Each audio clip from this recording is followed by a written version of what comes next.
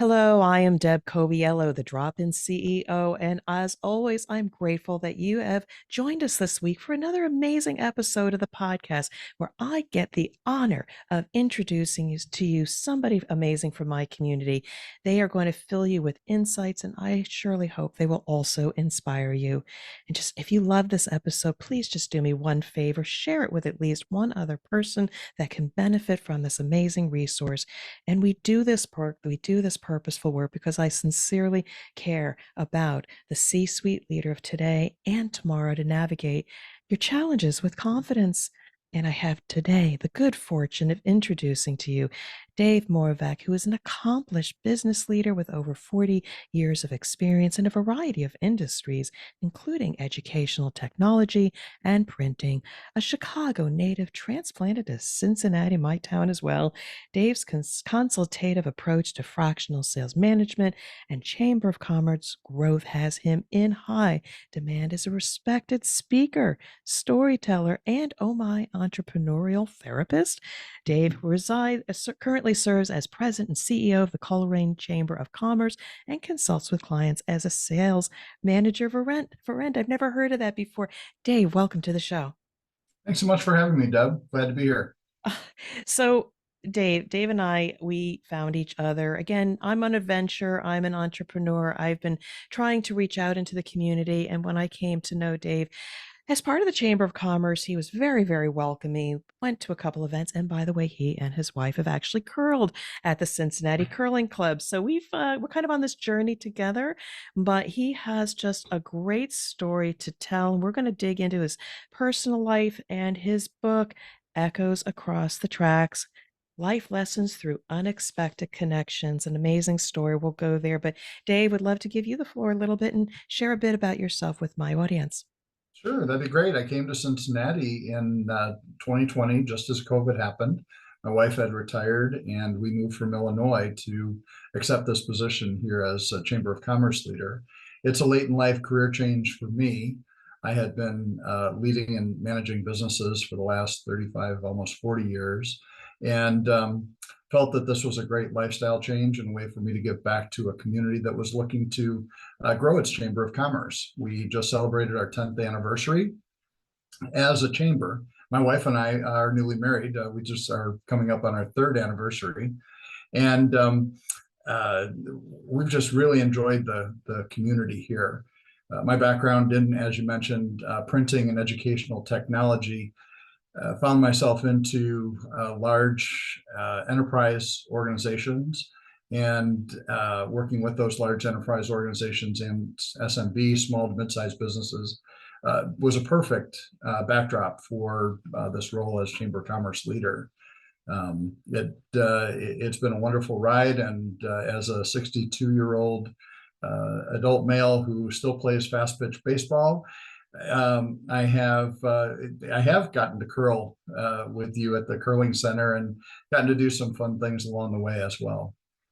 I love hearing stories about second careers and continuing to explore new things. I find so often people just get stuck in what they're doing. You took a chance, you decided to move to a new town, start a new life, new wife, everything along with that, and still trying to discover, have fun, make an impact. So, such a great story. But you know what? I'm going to go there. What do you mean by entrepreneurial therapist? Come on, we got these things figured out. We don't need therapy, or do we? Well, what's funny about that, Deb, is that I talk about succession planning a lot. If you're not doing succession planning today, you got to be doing it tomorrow. If you didn't do it tomorrow, you should have been doing it yesterday. And you know as well as I do that business owners today are working in their business far more than they're working on their business. And so that therapist conversation comes up in that if you haven't thought about it, if you haven't been talking to your family members, if you haven't talked to your leadership within your organization, shame on you. You need to find people like yourself to help them through those decisions, whether that's evaluating the price tag that the business is actually worth, or whether or not selling it to an outside organization is preferential to handing it off to a family member who really doesn't want to be in that business. And they're hard conversations to start, but once you do, oftentimes other stuff comes about, right? How does that handoff take place?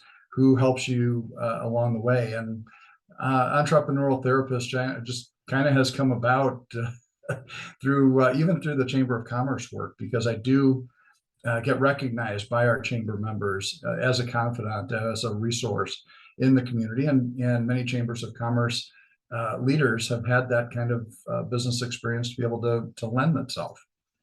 So you jumped really quickly with being the president of the Chamber of Commerce that brought you to Cincinnati, but why the leap? What was it about that role and making the move and everything that made sense at this juncture? I mean, why did you tell me about that? Well, again, the community that I lived in Illinois, I'd gone through a divorce in 2017. Didn't want to look over my shoulder, so to speak, in the community, the church, the friendships that I had there. And my wife, my current wife, said, "Well, why don't we go on an adventure?" We This was 2020, pre-COVID. She had just retired. Um, Living in a smaller town, she's also very outgoing, gregarious, wanting to live in a community where she knew her neighbors. And so we started looking in St. Louis, Louisville, Cincinnati. We didn't really want to live north of where we had lived, from a cold perspective. Some business opportunities presented themselves in Virginia and the DC area, where I have a lot of connections. And the people that I interviewed with here in Cincinnati, my board of directors, that really sold me on the community. Oh, such a good story and had a very happy ending. But I'm going to ask you one more thing because we really didn't go into this because I'm always looking for unique ways to position you. So I really like the entrepreneurial therapist, but also in your LinkedIn bio, you call yourself sales manager for rent. I've never heard that before. I hear fractional leader, I hear business consultant, sales manager for rent. Tell me about that. Sure. Well, several years ago, I was in between jobs and I was doing some consulting and actually doing some pro bono work for in educational technology. And a friend of mine in Chicago said, "You need to hang a shingle, have your name out there. What is it that, would transpire?" And I started thinking about it, and renting yourself into a fractional leadership at that time wasn't even a term. This is good 12, 15 years ago.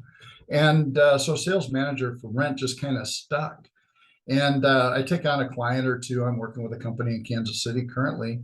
And the idea behind it is that, as you know, as a fractional CEO, sometimes you're needed only for a short period of time to get through a challenge. And that's kind of what I've been drawn into, are these short-term situations where I can exert some training help for a staff member or a young salesperson, or help them through a particular challenge. And renting rather than owning can be beneficial to a small business owner. All right. Well, it is very unique. Again, just like the drop-in CEO, again, temporary. You drop me in, do the work that's needed, pull me out when you don't need me anymore.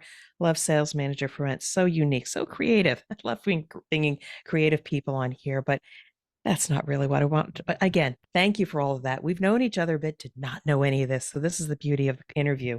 But I really, really, really want to dive into your book. And again, I'll mention it again, Echoes Across the Tracks, Life Lessons Through Unexpected Connections. Dave's book. And I've been reading this and getting through this. It is such an easy read. He's eloquent in the way he tells stories, and woven through it are all kinds of leadership lessons. And I will just say, Dave, I got to ask you because you are also unique. The cover design is so amazing and so non-typical of all these book publishers want it three colors and it's got to be very boring and just be bold and stand out. You already tell a story on the front cover. Tell me a little bit about how you came into this cover design. Yeah, absolutely. As a first-time author, I really didn't know what I didn't know, and I found I guess it's an app as much as it is a tool called CrowdSpring, and you basically put a prize out. You put a dollar amount out there for artists to bid on, and do the work for developing a cover or some other artwork project. In this case, the dollar amount I put out there was not a lot of money, but it started gaining some attention. And it's a 7 to 10 day project-based window.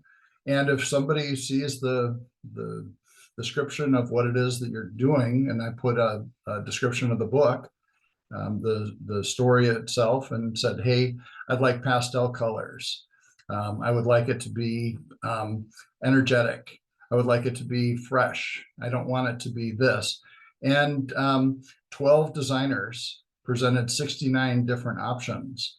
And this one specifically landed in the final four. I had 50 people that were friends, business people. Some had read the book, which we can certainly talk about, but other people that I knew in my community that voted. And I actually didn't get to choose. The winner was not the one that I would have chosen. I had another one that I liked as much or even more. And I listened to those who are going to be reading it more than my own gut. Sometimes feedback from others and how they receive the work that you're putting out into the world is probably more important. I share this with up and coming leaders. You can put your message out there, have your interview, have your resume, and say, I am this kind of person and I do this and this is what I stand for. But we have to listen to what others are saying about us or how they perceive us. They may see us in a completely different light for our gifts, for our talents, for the leadership. So we may know ourselves, but to your point, it is important to listen to your audience. Yes, and in this case, it was a terrific choice. The artist worked with me, even to, if you look at the cover, there's a small airplane in the upper I right-hand know. corner I see it. where Yeah, the right up Ethos here. is. The Yep. main character is heading to the airport, and his flight gets canceled. The cab driver that he's in the cab suggests that he take the train instead. Well, for your audience, if you're on a plane, you're on a train commuting in the big city, the book is, as you said, a relatively easy read. I really believe that the audience that I'm looking for are those that are on the plane looking for a diversion for an hour or two, not necessarily having to take notes about, many business fables have lessons at the end of them. My chapters read into the next scenario, into the next character, into the next town along the train. And it's really a fictionalized novel approach, as opposed to you're going to learn this, and then you're going to learn this, and you're going to learn this. And people are looking for that relaxing piece of reading while they're flying or where they're commuting. Oh, that's amazing. And what's even more amazing are the people that you got to write your forward and some of the comments about the book. Again, Tom Ziegler, how did you land such an impressive group of people to comment on this piece of work? Well, it's my suggestion to others. And if you're looking to do business with a company, you have to start by doing some research, Mm. and then you have to ask.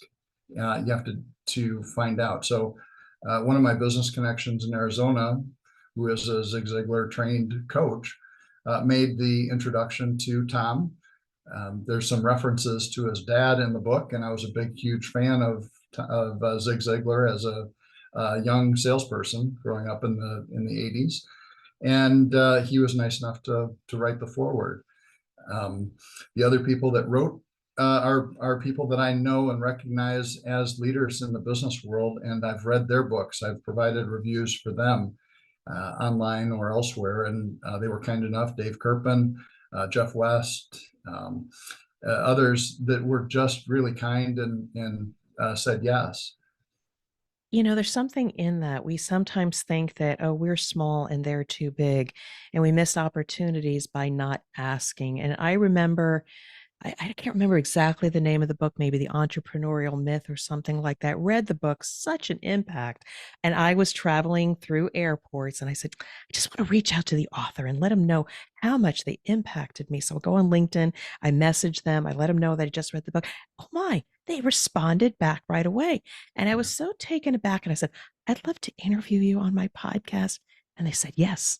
So you never know, if we see ourselves so far removed from these people, we're never going to get an opportunity to connect with humanity. But you know what? They're just another human, and they might There. actually say yes and want to support you. Yes, absolutely. I've been building a relationship over the last few months with Bob Berg, who is the author of The Go Giver. He and I share one thing in common, and that's we're both up early in the morning. And so when we're texting or emailing back and forth at 5:30 in the morning, he gets me and I get him. And he was nice enough to recommend the book, which was wonderful. But he's got an audience that's huge and a following that's just absolutely amazing. But the go-giver attitude says that you're going to give before you can get. And so often we miss that as business professionals, as sales professionals. We're always looking for what's in it for me. What am I going to get out of it? And instead, it should be giving first. You know, you struck a chord in a couple of things. And by the way, I read his book as well. And he said yes as well. He was on my show, and I was so grateful for that. And he was just very giving. Mhm. But I find I have been part of a few networking organizations which turned me off a little bit because I think they miss the essence of human connection. And some of these organizations say, you know, go out, come to our meetings, meet a few people, set up a call to get to know them, and then make sure you think about them in a kind way and refer them to two other people. And make sure you set up a next date or a coffee or something like that. And it was just so much pressure on the transaction and you can miss the essence of no, we just need to connect you with humanity. And I kind of shied away from some of those networking groups, get a business card, whatever, and instead we miss the art of just conversation, just getting Yeah, to know somebody. And it may or may not go anywhere, but if you're not present in the moment, you may miss amazing opportunities. And that's the lost art of networking, which I know you foster. I agree. Totally agree with you, Deb. So let's talk about Charlie. Who's Charlie?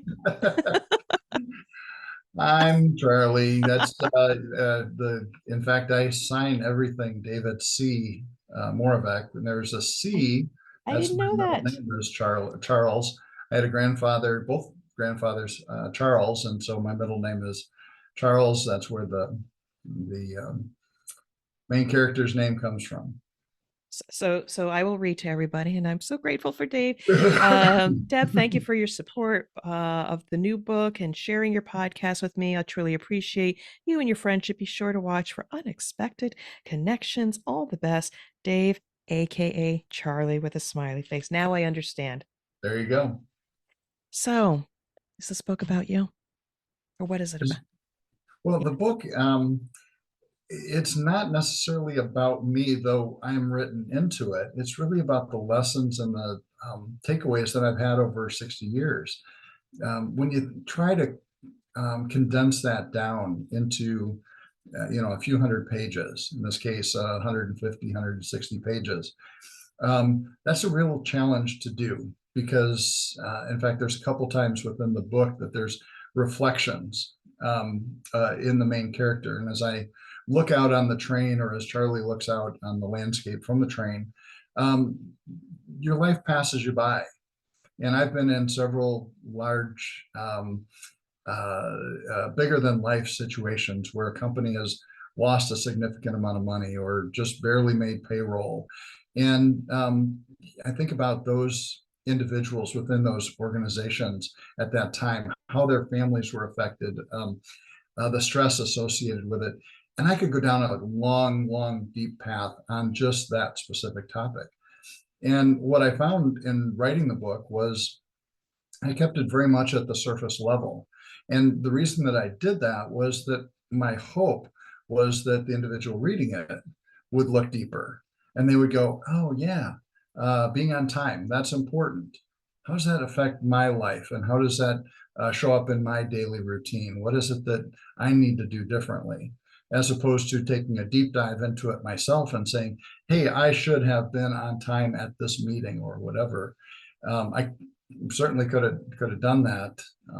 I've made my share of hiring mistakes over my career. Many of us have been managers and hired hundreds of people, and we've made some key mistakes along the way. Reflecting on those mistakes and doing better the next time is the important takeaway, not to beat yourself up about that specific decision. And so my hope is that the audience who's reading the book is a little bit reflective in their own career or their own business choices, and that's what makes it a very simple read. I even found a couple, again, easy read, a couple chapters in, I picked up on something. And at the end of the chapter, Charlie's talking to the train conductor about, just chit chat here and there, and then asking, how did he wind up on the train? And he said, well, the taxi cab driver suggested this is an alternate route given his situation at the time. He says, oh, Aura. And he says, yeah, that's the person. I said, oh, yeah, good person, etc. And then you have to pick up on these nuances. Like, how did he know? How did he know who it was that, sent him on a different path? If we are moving through life too fast, sometimes you might miss these little connections. Like, how did that person know that? Or, we're connected in this way. We have to look at those things because we are all connected in some way. But amidst going just too fast, we miss the opportunity. And just looking at connections and how we're all connected, I think is an important lesson, just being present and taking the time to get to know a person versus maybe nose down and not having a conversation. Yeah, when you get to understanding me as a person, you recognize, and a couple people have said, that they obviously recognize me in the book, but they also recognize themselves. Mm-hmm. My grandfather, who was a salesperson, he sold caskets for the majority of his career. Never knew a stranger. Didn't matter whether he went to the restaurant, he was going to look at the name tag of the waitress and recognize her by name. Going to take it a more personal level. And the main character, Charlie, doesn't know a stranger on this train for 30 hours. And what that's done is it's elevated that subtitle in the book, Unexpected Connections, because you don't know when or where that individual is going to touch your life. And you have to be open to it. And if you're not open to it because you've got earbuds in and your head's down, um, and not looking for it, or as one of the readers that read the book early on, because I had a peer group of 20 that read the book before it went to a traditional editor. And he said, I can't identify with the character because when I get in these situations, I am heads down, I am reflective, I'm quiet and to myself, and I don't want to interact with anybody else. And I said, that's fine. That's okay. I said, but can you understand and identify with somebody else who is outside of that character? And I challenged him, and he said, yeah, absolutely. He said, it's just not me. And you run into those people on the train that aren't as interactive. And you may see yourself in any one of a number of characters along the way. So it's important. You and I are enjoying this conversation, but I got a couple few listeners over here that I really want you to connect with. And when we think about, you put this work out into the world, again, some of it was for yourself, and also you wanted to tell stories that others can learn from. But I think you may have had like your original target audience, but you're also learning through putting this piece of work out into the world that there may be other audiences that resonate with this. So tell me, where did you start in terms of your target audience, and where do you think it's going? Well, among the amazing things about the book is it was written in 9 days. It Mhm. started on the Wednesday of Thanksgiving, before Thanksgiving, and was finished the following Friday. End to end, 17 chapters, 40,000 words. And that in and of itself doesn't allow for a lot of reflection on who it is your audience is, or how you're going to transform the material into a marketing campaign. It wasn't. I was just putting the ink on the page, so to speak, electronically. What's happened as a result of some of the conversations that I've had and interviews that I've had, and had my first book signing last night, is that some of these lessons, because there's no sex, there's no violence, there's no bad language, high school or college students might pick up the book and have some takeaways from the life lessons and business lessons that are there. Small groups or smaller businesses may capture the essence of being involved in a chamber of commerce. One of the people that was among my readers was a guy named Dave Atkinson. Dave is a chamber of commerce leader down in Kentucky and has been very gracious with his time. And he provided me some great insight because he wrote a book on chamber of commerce leadership, but it may be that a chamber of commerce leader will use it as a marketing tool for their membership. to drive membership or participation, because it is a central theme and a central message within the book. 9 days, Yes, 40,000 ma'am. words. I don't remember this, but that's a wow for me. What was the inspiration and the urgency, or how did you get into flow for so many days? Yeah, the easy short answer is that I had had a bad travel experience from Denver to from Colorado Springs to Dallas to Louisville to Cincinnati, and by a kind-hearted gate attendant in Dallas, I was able to get to Louisville at 1 in the morning on a Sunday night, or early on Monday morning, rather than spending 2 days in Dallas. And that had been fresh in my mind. I'd actually traveled with my wife to Florida for 2 weeks in the end of October, 1st of November, and we had a pretty smooth um, uh, travel experience. But it was on top of this really herky jerky travel experience coming back from Colorado. And if you're a business professional and you haven't had a bad travel experience, I'd be surprised. So that inspiration uh, let itself to where the train you can interact more. When you're on a plane, you're going to a destination.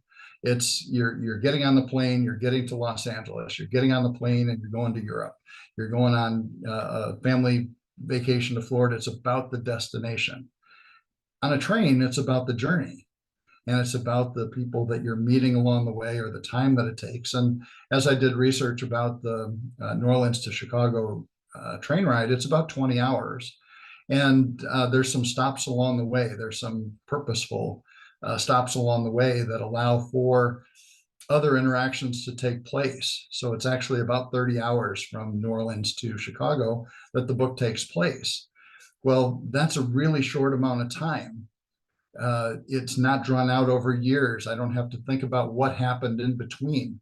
It was one scene to the next, and I simply touch type about 60 words a minute, and I didn't do any editing. That's the other takeaway that I've found in talking to other authors and reading more about writing, is that oftentimes you get stuck in what it is that you're writing, and you review it and you go, well, maybe I ought to change this paragraph, or oh, this character doesn't say.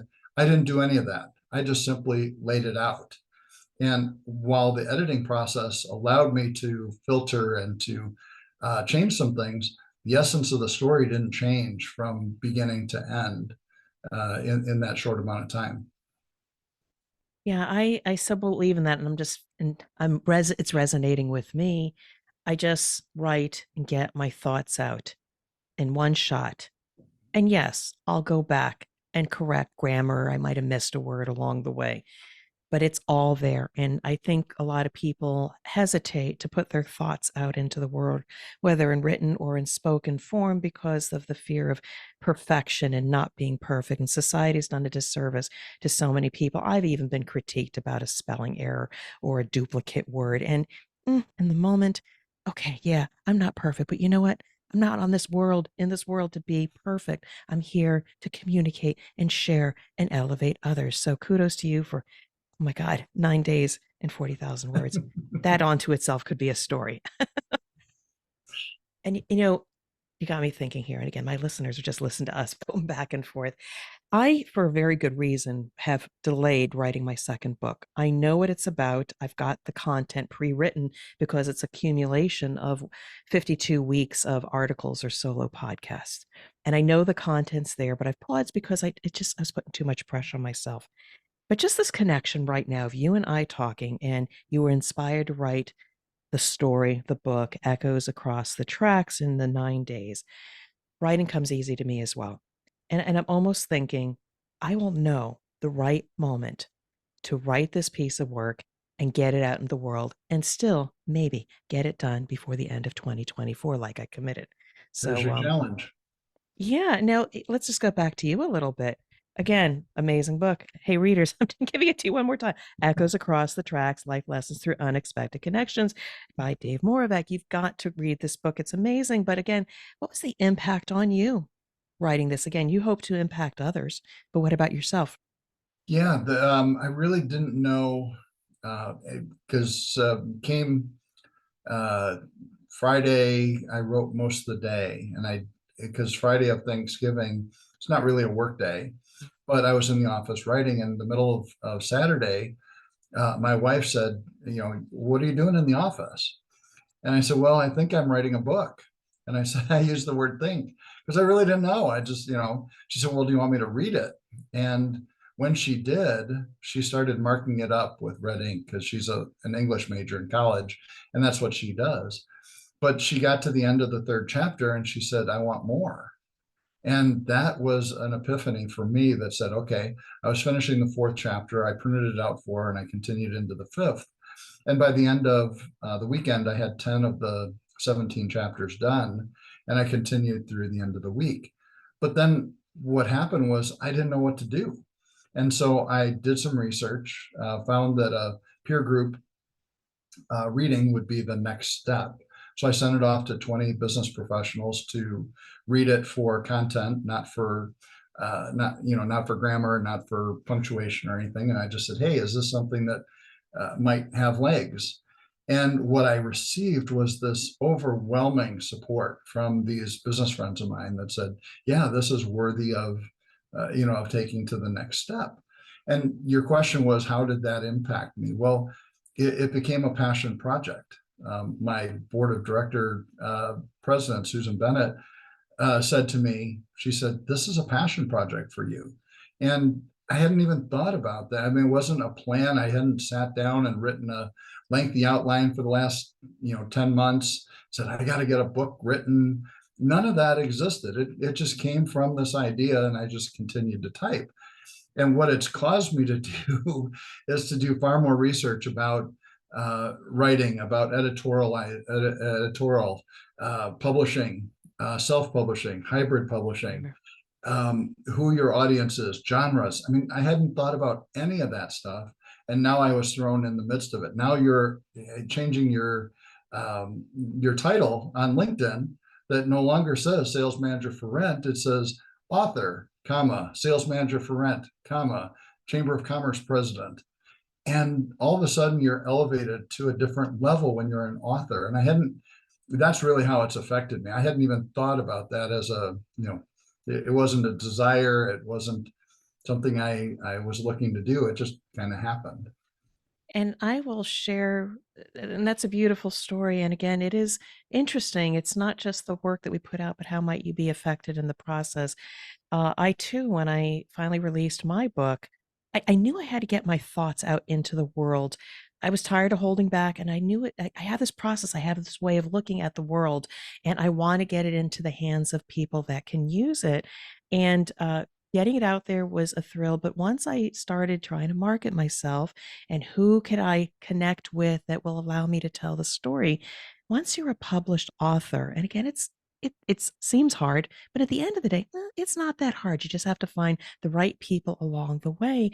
You become very relevant, very interesting than the average sales manager for rent, fractional leader, and you're given a platform to share your unique thoughts. And I ask everybody out there, if you've got your unique thoughts, you've got stories to tell, take notes, put them on post-it notes, write it and save them, because someday you have something to put out there that needs to be heard by everybody. So Yeah, it resonates with me. absolutely.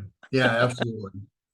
So I want to bring this to a close, but I know, Dave, you have so many people to see, book signings to go to share your story. But I want to give you the stage one last time to connect with my audience about any last thoughts, but also, more importantly, listeners, one more shameless plug for Dave's book, Echoes Across the Track, Life Lessons Through Unexpected Connections. Last thoughts from my audience, and how can they connect with you, and maybe even invite you to their organization to talk about this great piece of work. Yeah, absolutely. Again, one of the marvels of technology today is we happen to both be in Cincinnati, but I had a podcast recently with a good friend of mine in Illinois, and it allows for Zoom and for other technology to have that conversation over a distance. So it wouldn't matter if you were in California or New York. Washington, D.C. or overseas, to bring me into a podcast to talk about the book or to talk about leadership, sales related issues. Easy enough to do. The major takeaway for me from my book, as you have pointed out, is that the writing of that book has now changed my life. I'm now speaking about that at every opportunity. My wife is almost tired of hearing me say echoes across the tracks, but it's still relatively new. It just published in the beginning of April. So we're only, a month or two into the publishing process. Somebody told me that this is a long haul type of project. If you look at it to sell to your friends or to give away to your friends, that's terrific. But if you want it to have staying power, you have to stay with it as well. So I'm hoping to, with my first I've got 7 book signings scheduled between now and the end of June, hoping that they will lead into other opportunities along the rail lines. The train ride passes through 16 other communities, all of which have chambers of commerce and have wonderful chamber leaders. Jackson, Mississippi is a wonderful city. They were just recently awarded a $10 billion project from Amazon Web Services for a new data center in their community, and the largest infrastructure project in the state of Mississippi's history. And my book goes right through Jackson, Mississippi. So at some point later this fall, I would love to be able to bring the book to them and to share the stories of Jackson and Memphis and other communities along the way. But first off is Effingham and Mattoon and Kankakee, Illinois, and my hometown of Brookfield, Illinois. So that'll take place the end of June. People can find me at salesmanagerforrent.com and through the Coleraine Chamber of Commerce. I have a media page both on Facebook and LinkedIn and on salesmanagerforrent.com. So you can see where I am, and you can order the book either through Amazon or through Barnes & Noble or other distribution methods. So, Dave, I just want to say, first of all, thank you so much for your time. Thank you for putting this piece of work. And I'm grateful you said yes to be on the show and just share your story and the journey. But I do hope along the way you've personally connected with people. If there's anybody out there that maybe is on a journey, maybe hasn't connected with so many people, just slow down a little bit, take the train. You never know what's going to happen. But Dave, I just want to say thank you for dropping in on the podcast, and I wish you well, much success with this book and all the people that you're going to connect with. Deb, thanks so much for having me.